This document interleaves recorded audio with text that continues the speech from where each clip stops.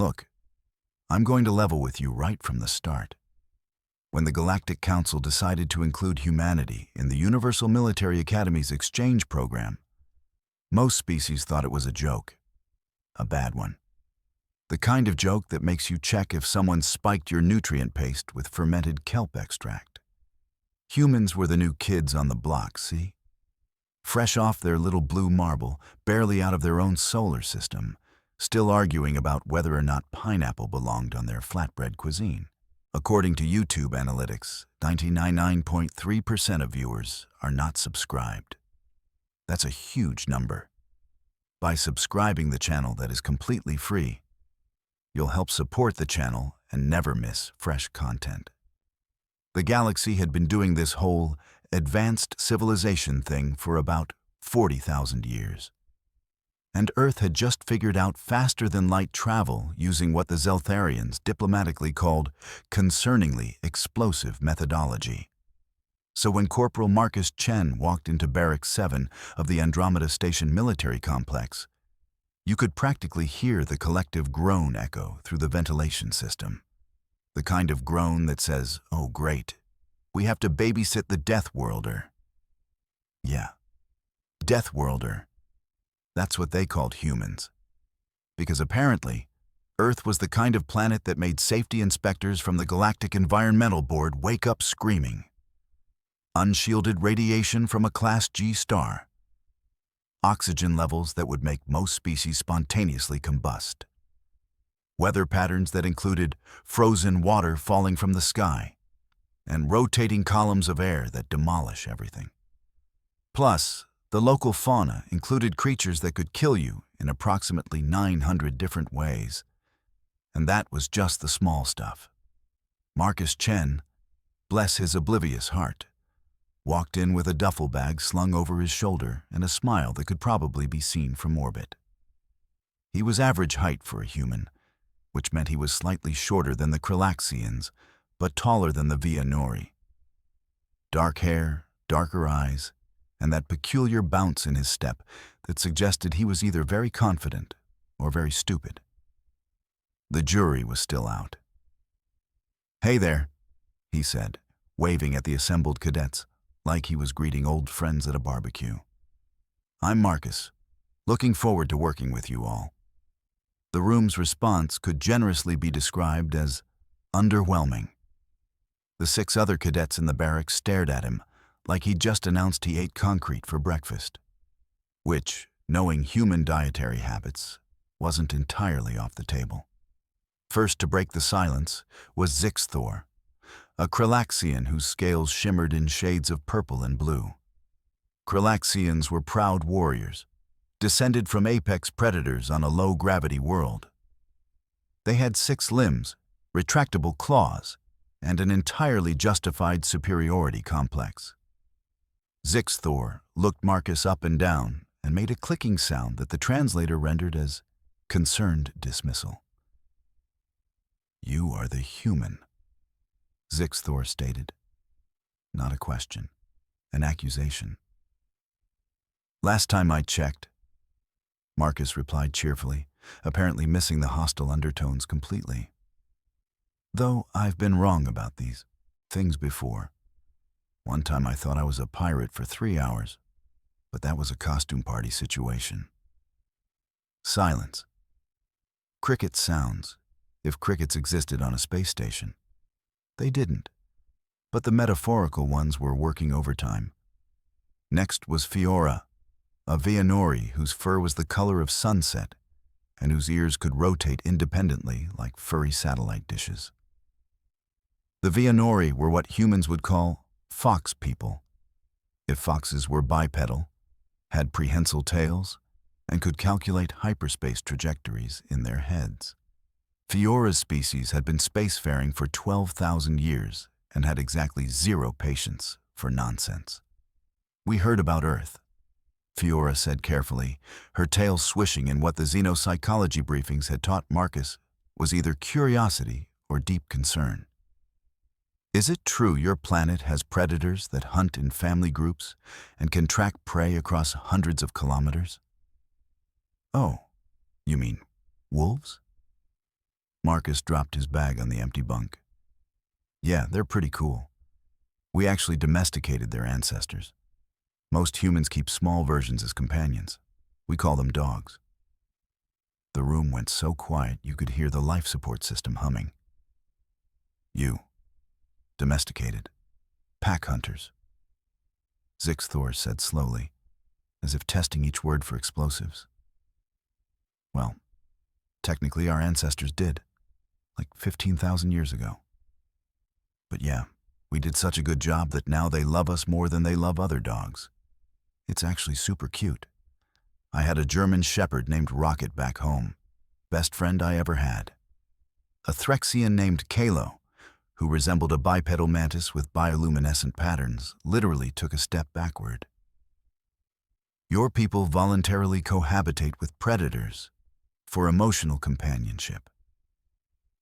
I mean, when you say it like that, it sounds weird, Marcus said, completely missing that yes, it was weird. But yeah, pretty much. Some people have cats too, and those guys are even more predatory. They just bring you dead things as presents. It's adorable. There was a moment where everyone in the barracks seemed to be recalculating their life choices. This was going to be a long rotation. The remaining cadets introduced themselves with varying levels of enthusiasm, which ranged from minimal to please let this be over soon. There was Quelix, a crystalline shard whose body was literally made of sentient silicon and who communicated through light pulses. There was Tormund, a massive Ursidian who looked like someone had taken a bear, made it 7 feet tall, given it thumbs, and then said, "Yes, perfect, this is fine." And finally, there was Pip, a Zellerai who was roughly the size of a house cat, but had 4 arms and apparently an advanced degree in quantum mechanics.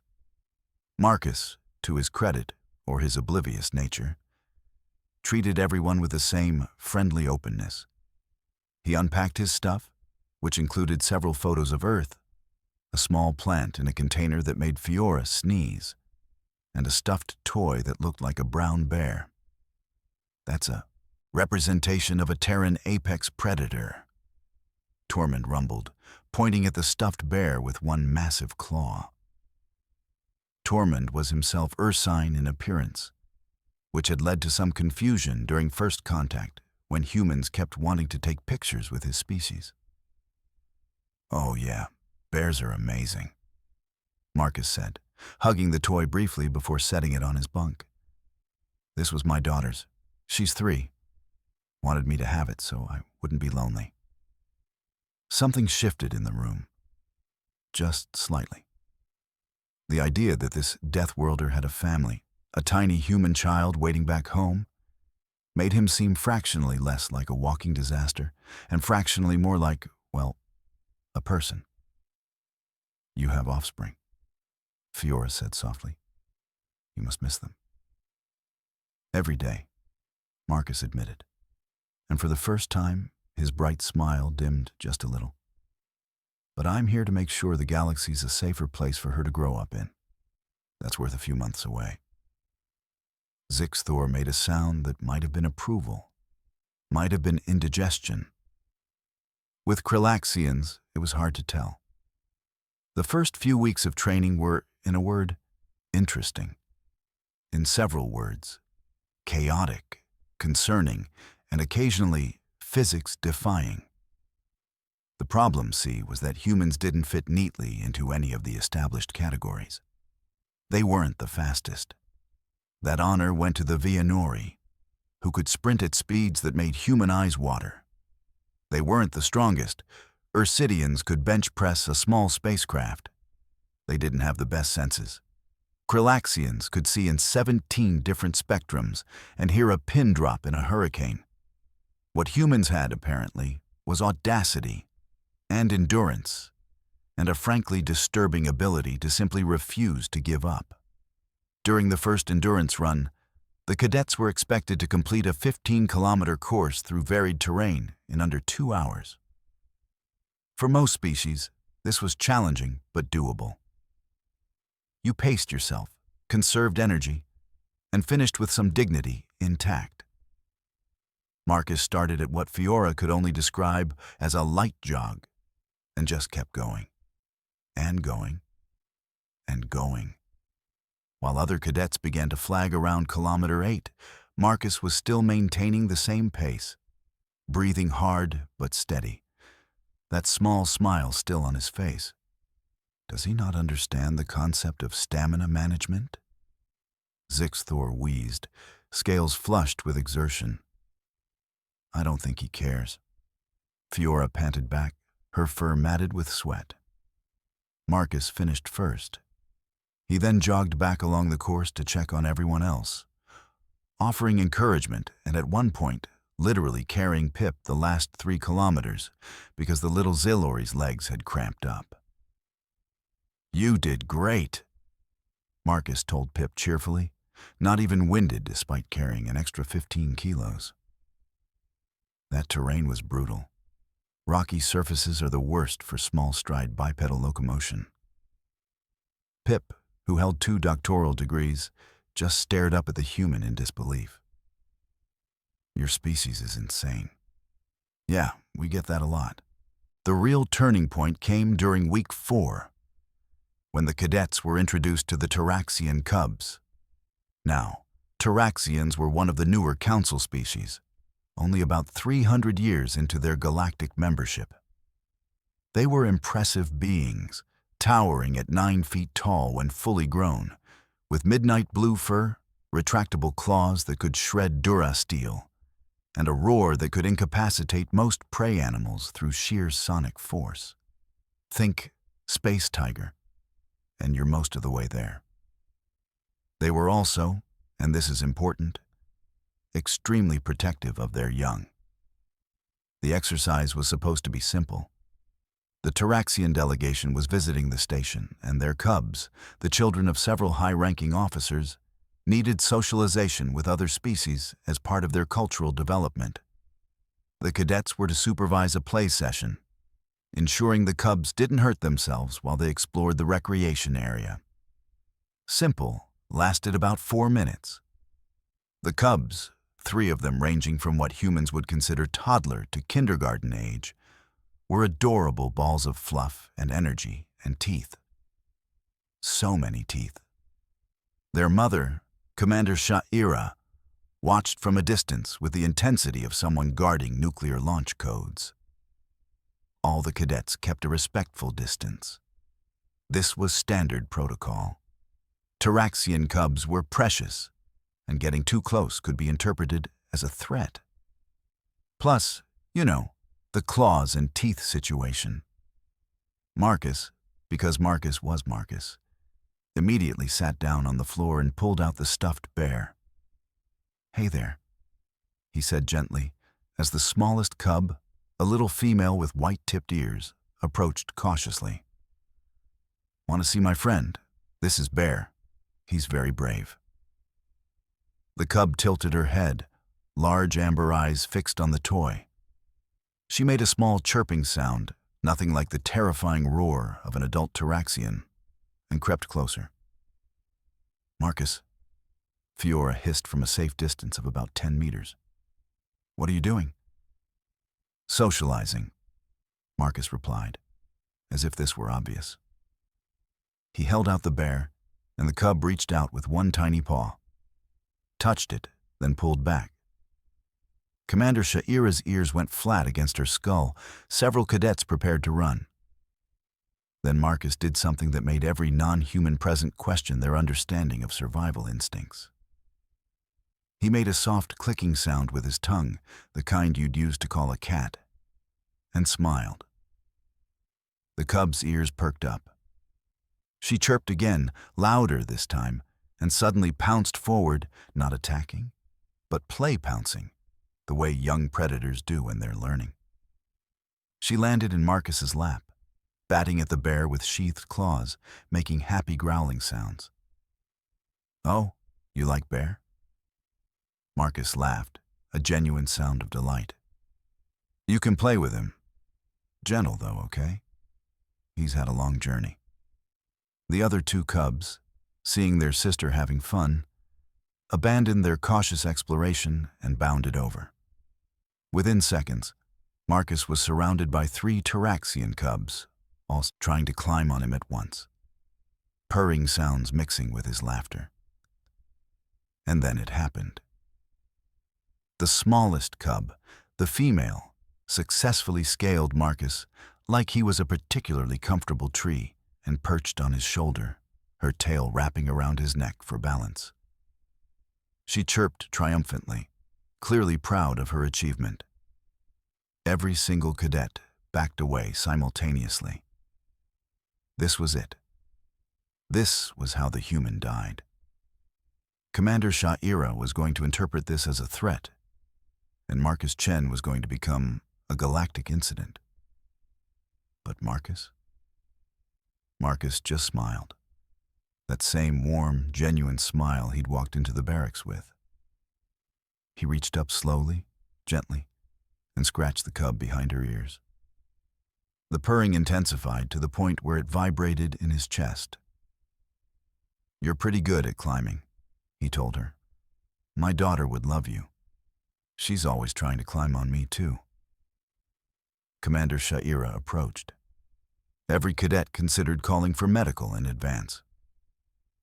The massive Taraxian warrior loomed over Marcus, who looked up at her calmly, still smiling, still gently petting the cub on his shoulder. "Your young one is beautiful," Marcus said simply. "Very brave, too. You must be proud." There was a long moment where the fate of human-Taraxian relations hung in the balance. Then Commander Scifi did something unprecedented. She laughed. It was a deep, rumbling sound that made the floor vibrate, but it was unmistakably laughter.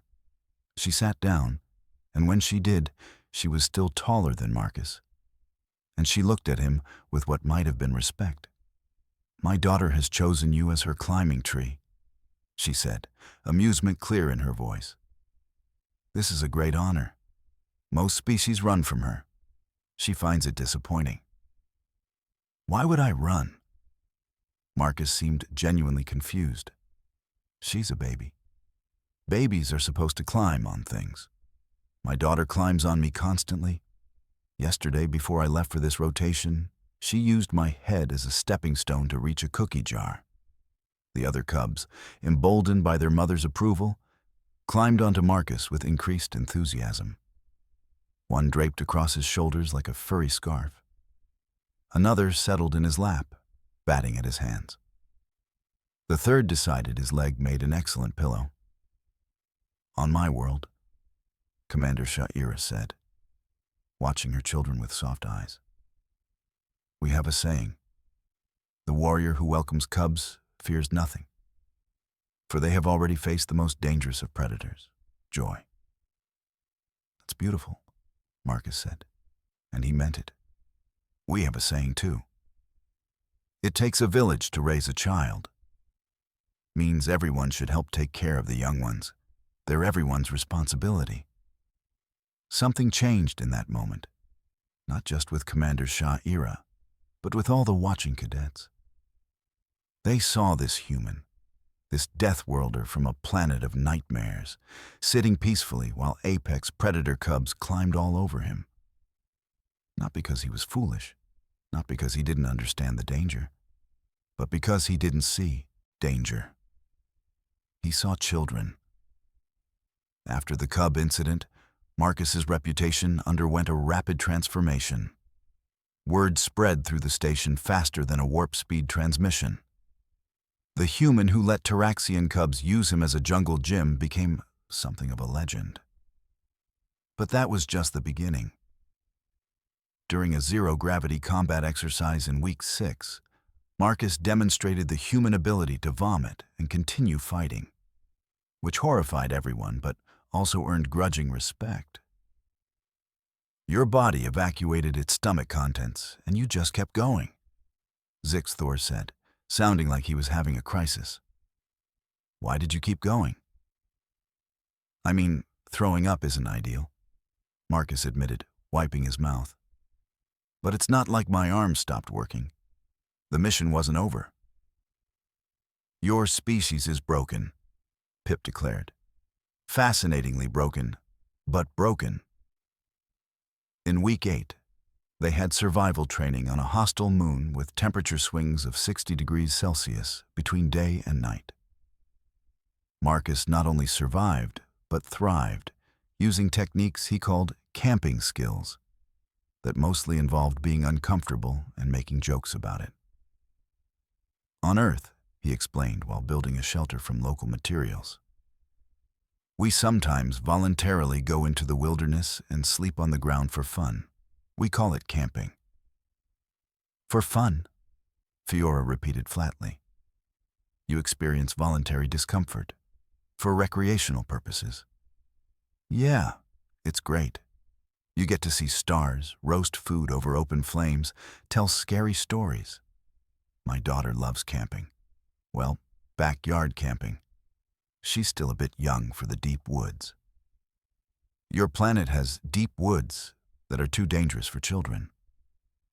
Quelix pulsed in colors that suggested deep concern. But regular woods are fine? I mean, there are bears and stuff in the deep woods. The apex predators that you also domesticated. No, we didn't domesticate bears. We just kind of coexist with them, usually. Sometimes people do stupid things and then the bears win, but that's natural selection for you. The cadets had stopped being surprised by human logic. They'd entered a Zen state of acceptance. By week 10, the barracks had transformed into something resembling an actual team. Zixthor stopped referring to Marcus as the Death Worlder and started using his actual name. Fiora regularly joined him for morning runs, discovering that humans were actually excellent training partners because they were encouraging and didn't judge if you needed to slow down. Tormund and Marcus had long conversations about family, both missing their children, bonding over shared fatherhood despite being different species entirely. Pip had appointed himself Marcus's personal xenobiologist, constantly taking notes on human behavior. You are a paradox, the little Zelori declared one evening. Your species is simultaneously fragile and indestructible. You can be killed by a simple bacterial infection or a fall from moderate height.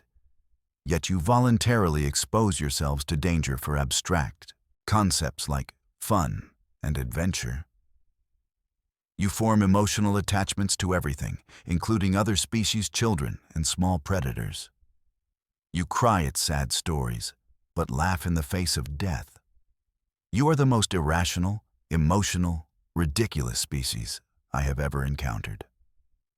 Marcus grinned. Thanks, Pip. That's the nicest thing anyone said about humans all week.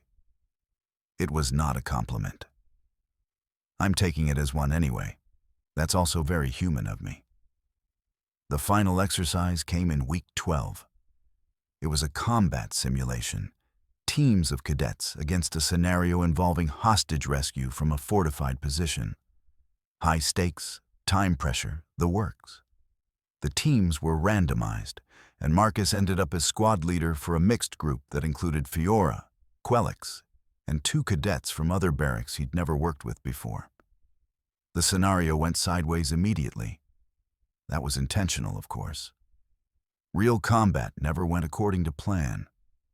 Their primary route was blocked, their communications were jammed, and they were taking simulated fire from 3 directions. Fall back, one of the other cadets shouted, panic clear in their voice. No, Marcus said firmly, but not unkindly. We adapt. Quelix, can you use your refractive abilities to create a distraction at grid point 7? Fiora, I need you to use that incredible hearing to tell me exactly how many hostiles are in the North Corridor. You 2, with me. We're going through the ventilation system. Humans fit in ventilation systems? One of them asked incredulously. We invented the concept of air ducts as secret passages, Marcus replied, already prying open a panel. Die Hard was a documentary to prepare us for this exact moment. It absolutely was not a documentary, but Marcus delivered the line with such confidence that no one questioned it. What followed was a masterclass in human tactical thinking. Humans, it turned out, excelled at creative problem-solving under pressure. When the obvious path was blocked, they found ridiculous alternatives. When resources were limited, they improvised. When the situation looked hopeless, they found something to joke about and kept moving. Marcus led his team through the ventilation system, which was definitely not designed for bipedal locomotion, but humans had millions of years of practice squeezing into spaces they didn't fit. They emerged behind enemy lines, used Quellix's light abilities to create a diversionary hologram, and had Fiora's incredible hearing guide them to the hostages' exact location. The rescue succeeded with 4 minutes to spare. When they emerged from the simulation, Marcus was grinning, his team was exhausted, and the instructors were frantically reviewing the footage because humans weren't supposed to be able to navigate the ventilation system that effectively. "How did you know the vents would support our weight?" Fiora asked, still catching her breath. "I didn't," Marcus admitted cheerfully, "but it was worth trying. Worst case, we'd have fallen through and needed a new plan. Best case, we got exactly where we needed to be. Risk assessment is about weighing consequences versus benefits." "You could have gotten us killed," one of the other cadets protested. "In the simulation, yeah. But we wouldn't have actually died. And in a real scenario, sometimes the risky path is safer than the obvious one because it's unexpected. Besides," Marcus's smile softened, "I wouldn't have suggested it if I didn't think we could do it. I trust my team." That evening, there was a small celebration in the barracks.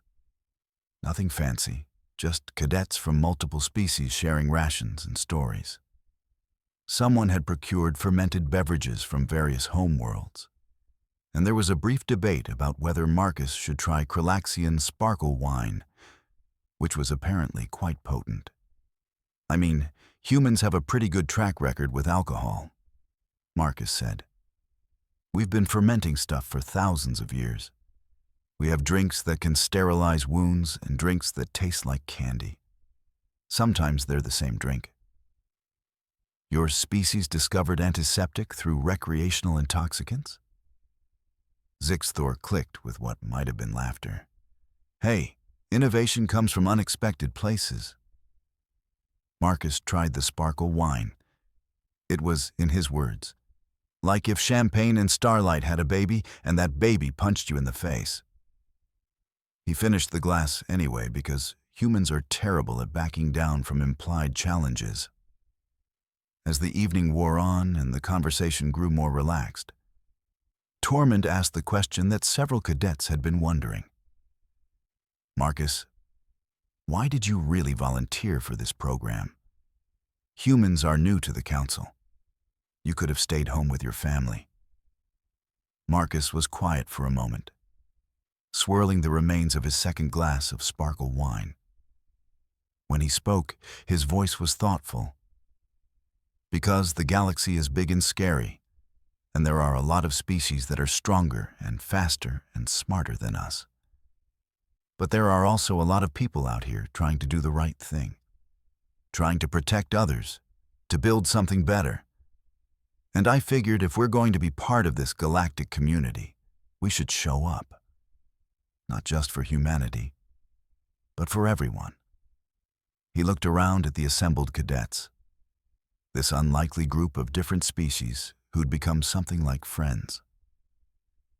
"My daughter is going to grow up in a universe where she might meet Vianori and Kralaxians and Taraxians. I want her to grow up knowing that different doesn't mean dangerous, that we're all just people trying to take care of our families and our worlds. And maybe, just maybe, if I can make some friends out here, it'll be easier for her generation." "That is remarkably idealistic for a species from a death world," Fiora said softly, but her ears were forward in a gesture of warmth. "Yeah. Well, when you grow up on a planet that's actively trying to kill you, You learn that cooperation beats competition every time. Humans survived by taking care of each other, by forming communities, by deciding that the group was more important than the individual. We're social to the point of absurdity. We adopt other species' babies, for crying out loud. We cry at movies. We make friends with robots. Given half a chance, humans will pack bond with anything, including Tyraxian cubs who could shred you, Pip added. Especially including them, Marcus agreed. They were adorable. There was a moment of companionable silence, and then Zixthor raised their glass. To the human, they declared, who taught us that sometimes the scariest thing about Deathworlders is how much they care. To Marcus, the others echoed, and Marcus felt his eyes get a bit misty, which he absolutely blamed on the sparkle wine and not on the fact that he was deeply touched. The program concluded 2 weeks later with a graduation ceremony that included representatives from all the participating species' homeworlds. Marcus stood with his barracks mates, wearing his dress uniform, trying not to fidget. His family was watching via live transmission back on Earth, and he'd promised his daughter he'd wave at the camera. When Commander Sha'ira presented the certificates, she paused at Marcus. Corporal Chen, she said formally, but there was warmth in her eyes. My cubs still ask about the kind climbing tree human. You honored my family with your openness. I hope this is only the beginning of friendship between our peoples. Me too, Marcus said sincerely. And if you're ever in the Sol system, please bring them by Earth. We have actual trees they can climb, really tall ones. After the ceremony, there were goodbyes. Zixthor clasped Marcus's arm in the Kralaxian gesture of respect between warriors. Fiora hugged him, which surprised everyone, including Fiora. Tormund gave him what humans would call a bear hug, which was appropriate given the species. Pip climbed onto his shoulder one last time, declared, "You are still ridiculous," and then added more quietly, "I will miss you, friend." Quelix pulsed in colors that the translator rendered as, "May your light shine across the distances between us," which was apparently very poetic for a crystalline being. And then it was time to go. Marcus picked up his duffel bag, the stuffed bear secured safely inside, and headed for the transport that would take him back to Earth. He paused at the door, turned back, and gave one last wave. "See you around, Galaxy," he called out. And if his voice was a bit rough, well, humans were allowed to be emotional. It was kind of their thing. 3 months later, Marcus Chen was back home, enjoying coffee on his back porch while his daughter played in the yard. His service tablet chimed with an incoming message. It was a group communication, showing various locations across the galaxy. The message was simple. The Climbing Tree Human Squad reporting in. How is your world?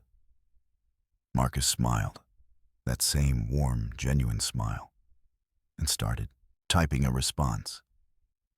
His daughter looked up from her sandbox and called out, "Daddy, who are you talking to?" "Friends," Marcus replied. "Friends from far away." "Can I say hi?" "Absolutely." And so began the longest-running group chat in human history, spanning dozens of light years, filled with dad jokes, tactical discussions, cultural exchanges, and the occasional hologram of Tyraxian cubs who were, according to Commander Sha'ira, still talking about the human who'd let them climb on him. Because that's the thing about humans, see? We're pack-bonding social primates from a death world who decided that being scary wasn't nearly as interesting as being kind. We're the species that looked at the hostile universe and said, "Yeah, but have you tried making friends with it?" We're the ones who climb mountains because they're there, who dive into oceans just to see what's down there, who send messages into space hoping someone will answer. We're explorers and dreamers and entirely too stubborn for our own good.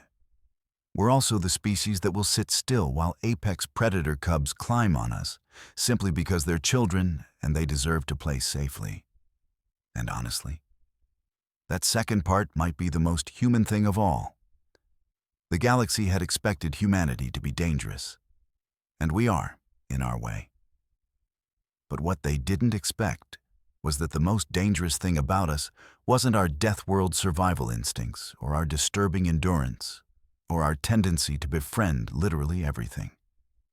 It was our capacity for hope, our refusal to give up on connection, our fundamental belief that the universe is better when we take care of each other. One cub climbed onto Marcus Chen's shoulder that day, and the cadets backed away in fear. But Marcus just smiled, because he saw what they couldn't yet understand. He saw a future where his daughter could play with Taraxian cubs, where different species didn't mean different sides, where the galaxy was united not by force, but by friendship. He saw a future worth fighting for. And if there's one thing humans are good at, it's fighting for what we love. Even if we have to climb into a ventilation shaft to do it.